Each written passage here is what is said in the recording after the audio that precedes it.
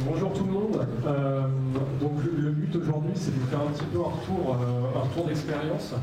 Tout d'abord, ce qu'il faut comprendre, c'est que je ne suis pas quelqu'un qui vient du marketing. C'est-à-dire que je vais vous montrer le gros hacking avec la vision d'un développeur. Je suis moi-même ce qu'on appelle DevOps. Donc tout ce que je vais vous montrer là, nous on l'a automatisé. Donc on pourra parler d'automatisation, mais j'ai 25 minutes. Là, je vais vous montrer vraiment les produits que toute personne qui n'a aucune compétence technique peut utiliser. D'accord ? Afin que ce soit accessible. Un petit warning avant, on ne fait pas n'importe quoi tout de même sur l'acquisition de contacts, sur du web scrapping notamment. Je rappelle juste une chose, on a un joli article L341.1 de la propriété intellectuelle qui veut dire qu'en gros, on va dire les principaux, pages jaunes, société.com, etc., vous n'avez pas le droit d'aller dessus et de pomper le contact. C'est juste interdit. Donc c'est normalement écrit dans les CGV-CGI. Si vous regardez sur Internet, il y a des entreprises qui ont pris très très cher à cause de ça. Donc justement, nous on n'a pas du tout fait tout ça, puisqu'en fait il n'y en a pas besoin. Vous verrez qu'il n'y a pas besoin d'aller pomper un site pour avoir des contacts qualifiés. Mais voilà, je préfère le dire, ne tombez pas dans ce panneau-là, parce que tout simplement vous vous mettez hors la loi. Alors, je vais juste rappeler la problématique. Lorsqu'on parle de gros hacking, on parle toujours acquisition, vente, etc. etc. Nous-mêmes avant ça, je vais simplement vous parler de Meet très rapidement. Meet, qu'est-ce qu'on est? On est un produit en fait qui s'adresse aux agences web qui utilisent du CMS. Et en fait, notre produit, c'est simplement un produit qui est décentralisé et qui vous permet de gérer tous vos CMS, donc WordPress, Drupal, prochainement PrestaShop, hébergé sur différents serveurs.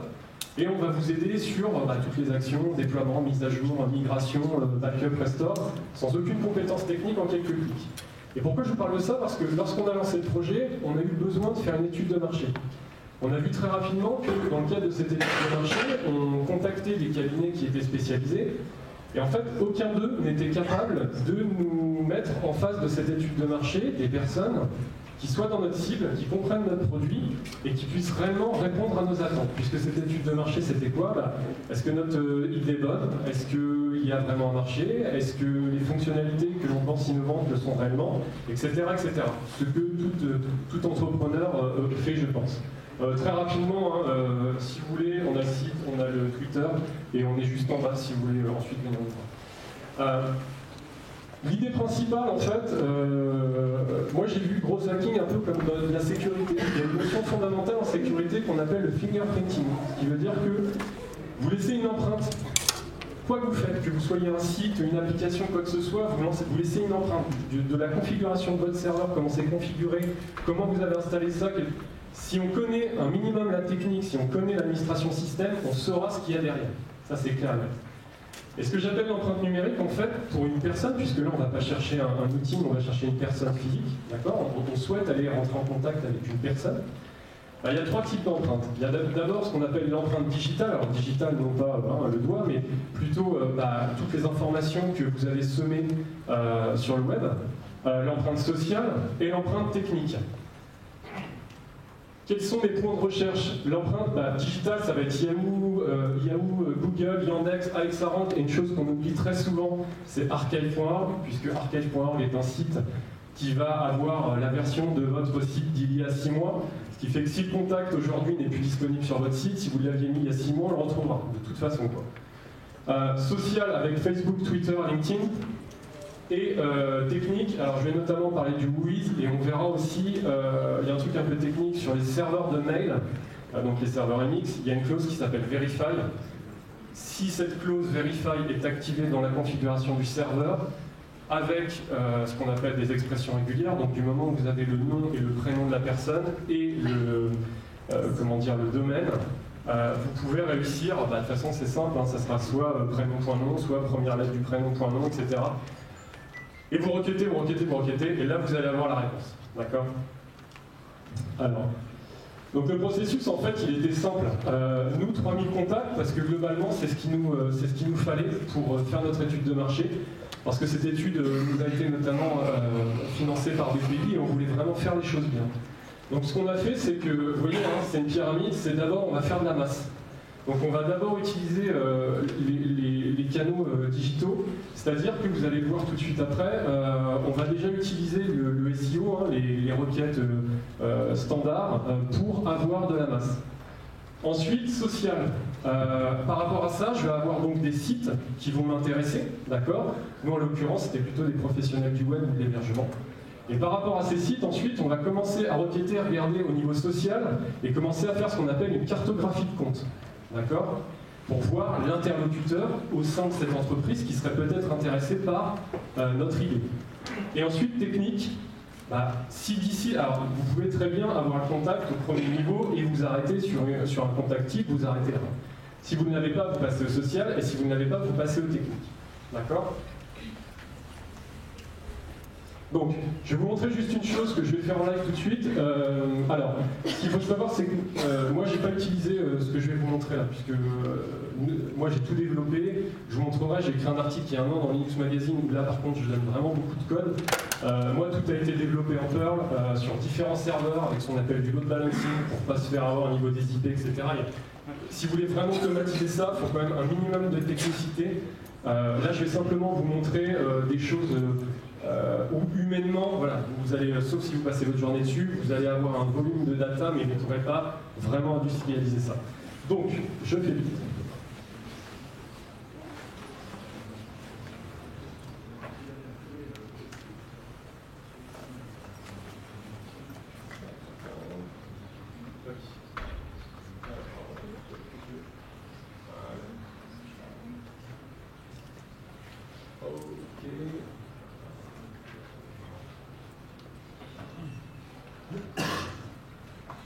Ok. Donc moi j'utilise alors on va aller sur un, voilà, on est sur Google, on va faire, hop, inspection, ok. Donc j'ai, non c'est pas c'est ce que je voulais, je vais y arriver.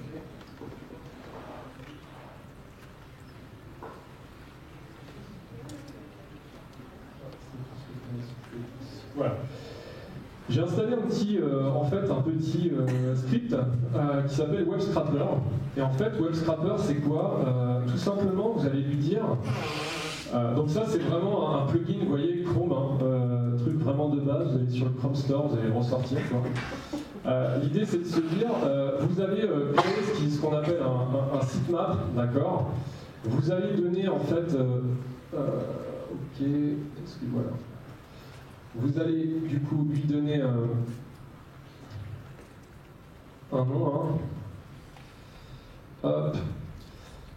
Ouais, ok. Hop, super. Et vous allez lui donner une URL, etc. etc. D'accord? Ensuite, vous allez créer le sitemap. Donc là, si je fais...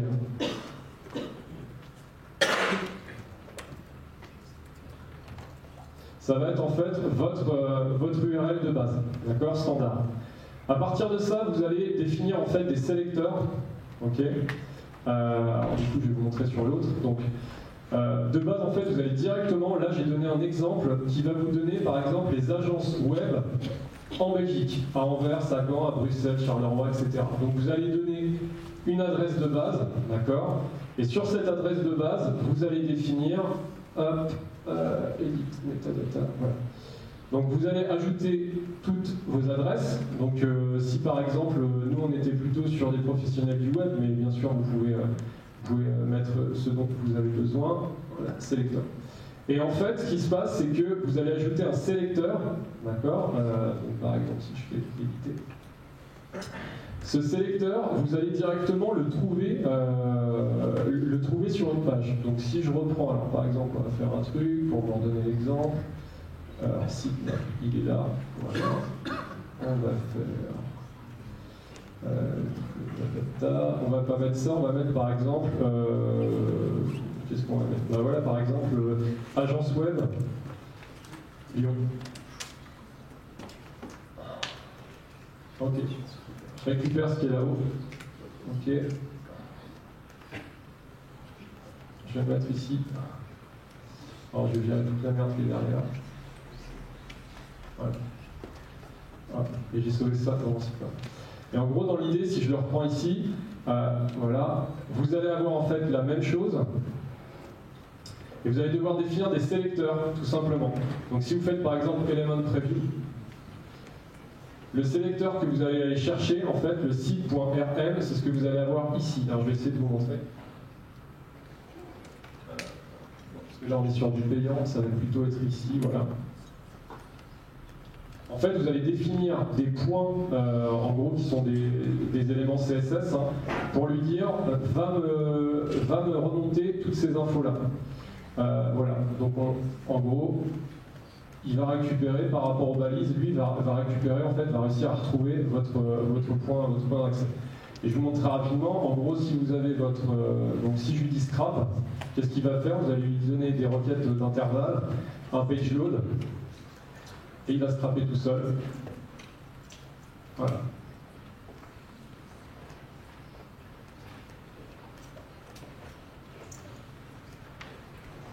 Et donc là, en fait, il va chercher vraiment sur toutes les agences. Il va vous chercher, en fait, toutes les URL. Donc en fait, c'est quelque chose que vous auriez fait à la main. Il vous l'automatise.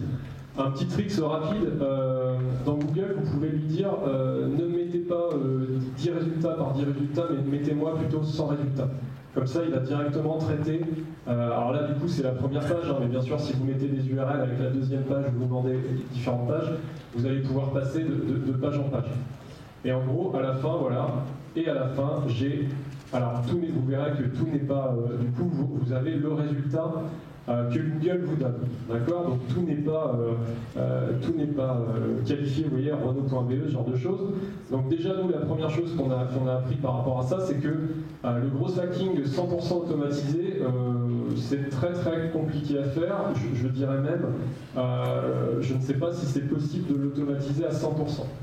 Donc là, du coup, qu'est-ce qu'on a fait? On a fait avec un outil comme ça très simple. On a récupéré, là vous avez vu, il y a 10 pages, il y a 100 contacts par page. On a déjà une base prospect de 500 contacts, enfin prospect de cibles potentielles. Maintenant, il faut le trier. Donc plus vous allez mettre des URL comme cela, plus en fait vous allez avoir une base, donc ma pyramide, hein, vous allez avoir beaucoup de contacts à la base. Donc il faut déjà jeter un œil, regarder ce qui est en doublon, vous mettez ça dans un Excel, hein, c'est très simple, regardez si c'est vraiment ce qui vous intéresse, etc., etc. Donc ça, voilà, on a notre base. À partir de ça, on va partir en fait sur ce qui va plutôt être social, d'accord? Et en gros, nous, ce qui nous intéressait, c'était de récupérer le nom, le prénom, l'adresse email et le poste du contact. Je vais vous montrer du coup 2-3 produits qui sont plutôt pas mal. Donc là, ça veut dire que sur l'étape 1, vous avez le nom de domaine de l'entreprise. D'accord? Hormis si l'entreprise a des adresses email qui ne sont pas sur le nom de domaine du site en question, ce qui est extrêmement rare. Nous, on a dû le voir, je ne sais pas, peut-être 3 fois sur 3000 personnes. Vous avez déjà l'adresse. Donc je vais vous montrer rapidement. J'essaie rapide, je ne sais pas si j'ai du temps. 13 minutes. Alors.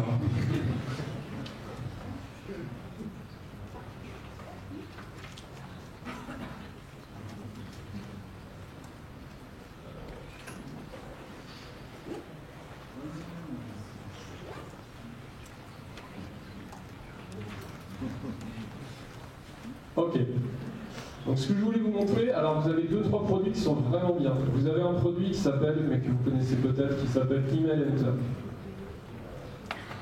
Voilà. emailhunter.co, qui est un produit qui est du coup gratuit. Et en gros, l'idée elle est simple, c'est que lui, il va scraper l'ensemble des informations qu'il va trouver sur le net, sur les réseaux sociaux, etc., etc. Donc si par exemple, voilà, je suis désolé. Alors, si je montre simplement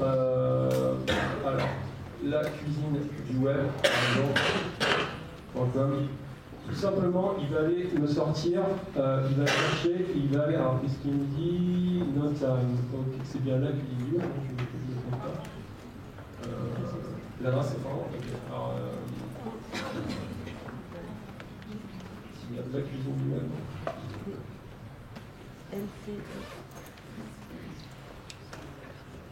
La cuisine est ok. Qu'est-ce qu'on va montrer? C'est quoi votre entreprise?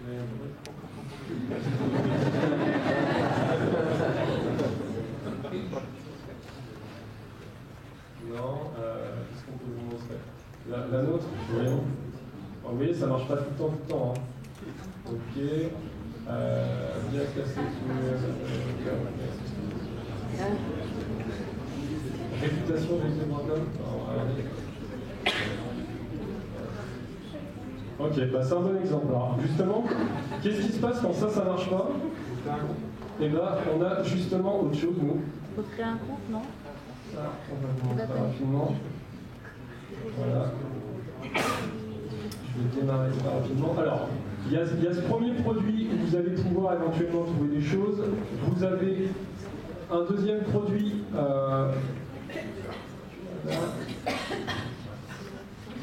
Alors, je démarre IBM, je vous demande 2 petites secondes.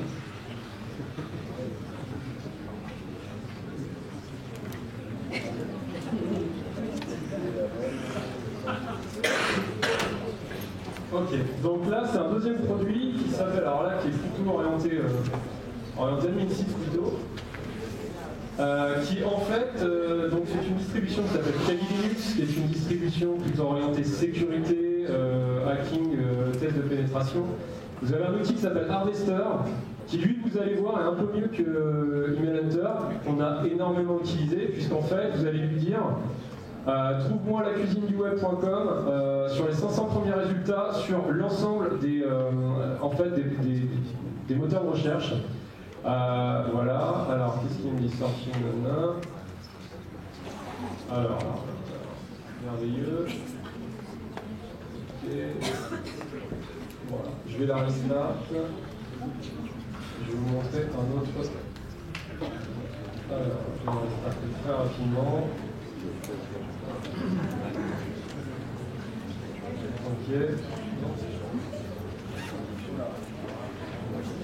Ok. Alors, je vous montre autre chose très rapidement en même temps que je restarte la VM. Vous avez, donc on va continuer, vous avez un produit. Voilà. J'ai plus de net,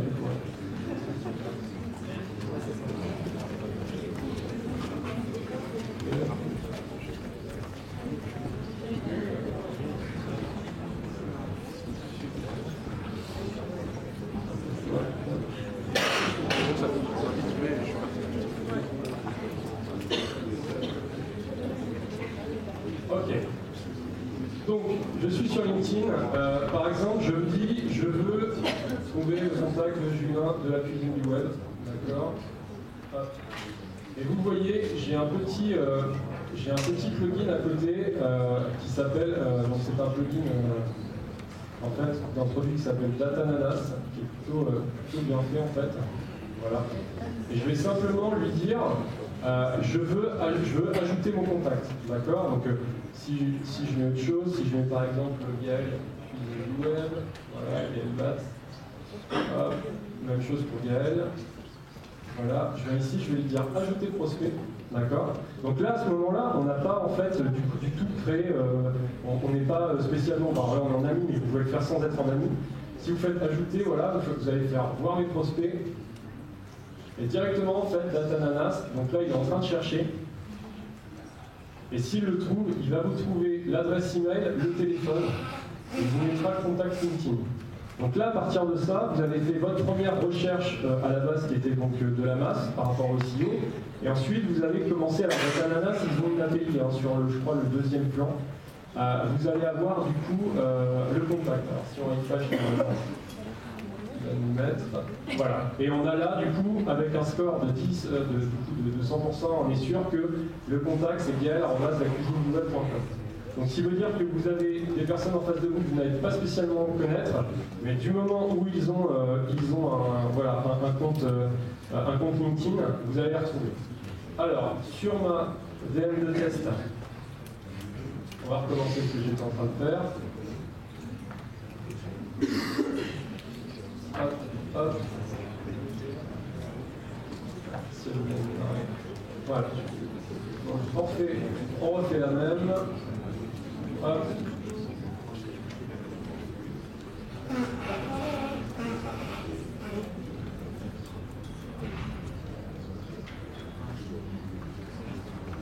Donc voilà, donc là, TheHarvest, il va aller me chercher dans Google, il va me faire les 500 premiers résultats. Voilà, 100 résultats, 200 résultats, 300 résultats. Ensuite, de mémoire, il passe sur Bing. Alors, il regarde sur le voilà, avec le BGP, il passe sur Bing. Alexa Rank.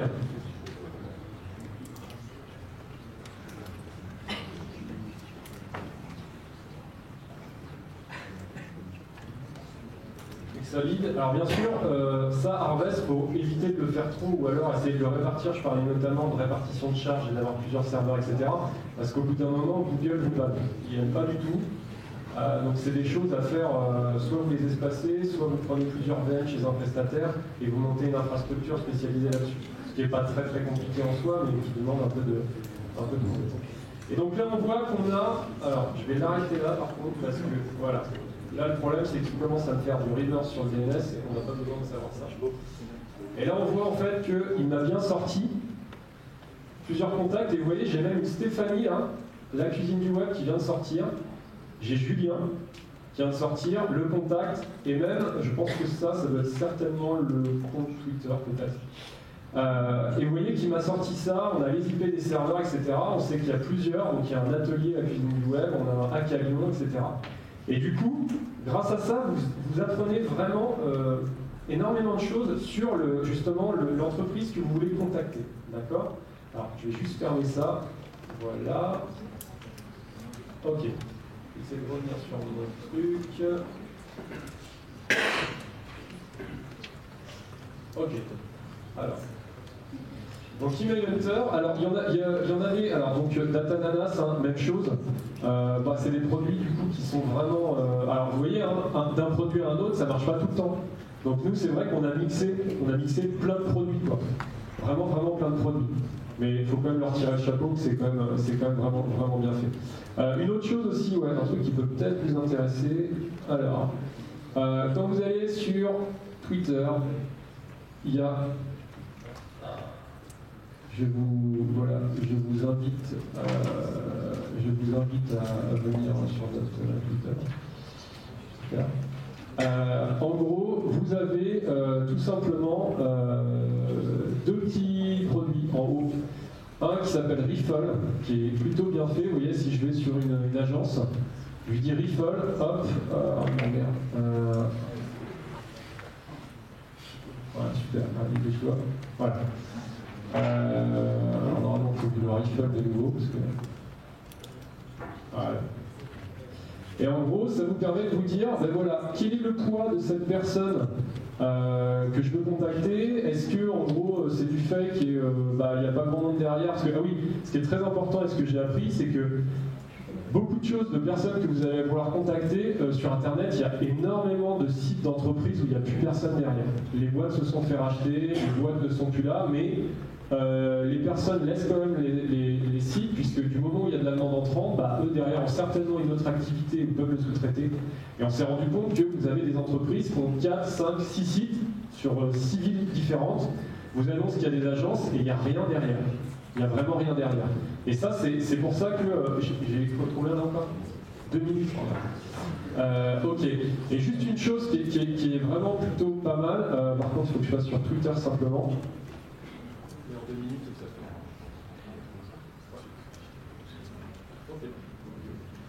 fait. En gros, l'idée, c'est de se dire... j'ai lu mon truc...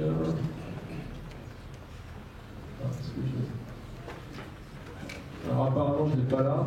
En gros l'idée, vous avez un plugin qui s'appelle Prophet sur Twitter qui vous permet, si la personne l'a laissé plus ou moins public, d'avoir l'adresse email associée au compte Twitter. Ok? Et je vous montre du coup, puisqu'il me reste quelques minutes, je vous invite éventuellement à venir sur le stand ou autre, parce que c'est très compliqué de parler d'un sujet aussi complexe et long en si peu de temps. Pour finir, donc, vous avez des possibilités via le WHOIS ou les Close Verify. Donc le WHOIS sur les parties techniques, le WHOIS, tout simplement, vous allez retrouver des numéros de téléphone, le plus souvent des CEO qui ont créé leur email à l'époque. Sur les Close Verify, vous avez alors, un petit produit. Je vais rendre à César ce qui est à César, puisque c'est mon collaborateur qui me l'a montré récemment.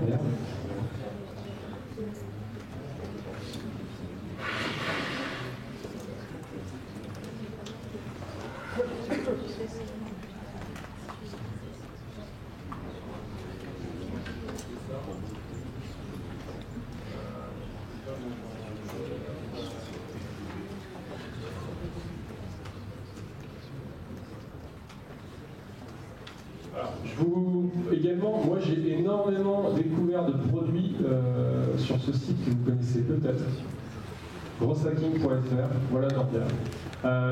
Voilà, j'ai énormément du coup rencontré de choses comme ça. On va faire un test, enfin, on va faire mon test par exemple. Donc mon prénom c'est Sébastien, mon nom c'est Jess, l'adresse email c'est 1000-engine.com.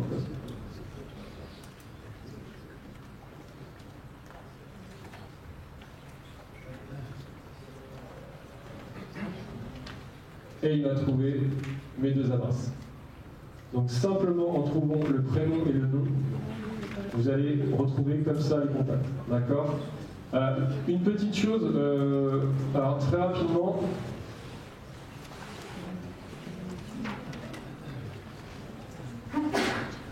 si vous voulez automatiser, donc ce que je disais, hein, j'ai fait un article au mois de juillet, je crois. Sur le gros hacking dans Linux Magazine, qui est un super magazine, je vous conseille de l'acheter. Où voilà, je parle du web scrapping, de la success legal, etc. Mais surtout, il y a du code en fait. Et j'utilise, voilà, si vraiment vous voulez voir un petit peu comment on a fait, une ligne qui s'appelle Mechanized, qui vous permet de scraper vraiment en masse un certain nombre de choses. Et notamment, ce qui est bien avec ce produit, c'est que vous pouvez le mettre avec un autre produit qui s'appelle Selenium. Et quand vous avez, par exemple, des entreprises qui ne mettent pas... alors, il y a une bonne technique, mais en fait, elle ne sert strictement à rien. C'est de se dire, ah, bah, je ne vais pas pouvoir me faire scraper, je vais faire une image avec mon adresse email, comme ça, les gens qui veulent me contacter, ils l'auront. Voilà, sauf qu'avec Selenium, on fait des screenshots des pages. Ça ne sert strictement à rien. Et donc, pour finir, je vais juste vous faire des petits conseils. Alors déjà, dites-vous que trop de contacts, plus de contacts. Au bout d'un moment, nous, pour avoir 3000 contacts qualifiés, segmentés, etc., on va peut-être récupérer le double, quoi. Donc, ce que je dis, mettez 60 jours, c'est vraiment 60 jours, plusieurs heures par jour, excusez-moi, pour avoir ça. L'opt-in sauvage, genre vous avez plein de contacts, mails, c'est super, et que vous allez bourriner, vous allez vous griller, quoi. Ce qu'il faut comprendre, c'est qu'en face, il y a des humains, et c'est pour ça que nous, sur les 3000 contacts, on en a appelé 1500. Pour avoir, comprendre les gens, rencontrer les gens. Parce que envoyer du mail, je pense que ça ne vous ferait pas plaisir de vous faire spammer par X produits parce que vous avez laissé votre adresse sur le net. Attention au turnover dans les entreprises, parce que ces produits-là, ils ne sont pas non plus sûrs à 100%. Vous allez peut-être tomber sur des adresses email de l'entreprise, mais de personnes qui ne sont plus dedans. Donc attention à ça, des fois vous allez essayer de contacter les gens et ils n'ont pas mis leur profil LinkedIn à jour ou autre, il y a quand même une limite. Il faut bannir les infos, les hello, les contacts, etc. Si vous avez ces contacts-là, c'est que vous n'avez pas les contacts.